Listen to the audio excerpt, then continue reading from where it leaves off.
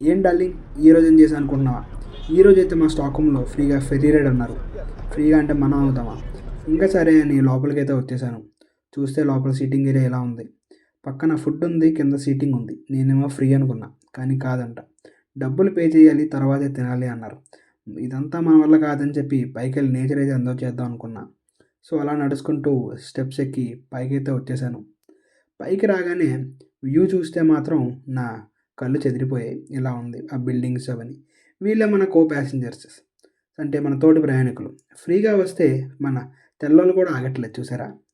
ఇంకా నేచర్ని ఎంజాయ్ చేస్తూ ఇక్కడ నాకు తెలిసింది ఏంటంటే, స్వీడన్లో జనాలు కార్ల కన్నా బోట్లు ఎక్కువ కొంటారంట. డబ్బులు ఎక్కువైపోయి ఉన్నారు వీళ్ళంతా, బాగా బలిసింది వీళ్ళందరికీ. ఇంకా సరే ఇంకా అలా చూస్తూ ఈరోజు ఈ రైడ్తో అయితే చాలా ఎంజాయ్ చేశాను డార్లింగ్. ఇంకా ఆఫ్టర్నూన్ అయితే ఆకలేసిందని చెప్పి థాయ్ రెస్టారెంట్‌కి అయితే వచ్చాం. మెయిన్ కోర్స్ అవ్వగానే డెజర్ట్ మాత్రం ముఖ్యం బిగులు. సో ఇక్కడ ఈ ఐస్ క్రీమ్ స్టోర్ అయితే చాలా ఫేమస్ అంట.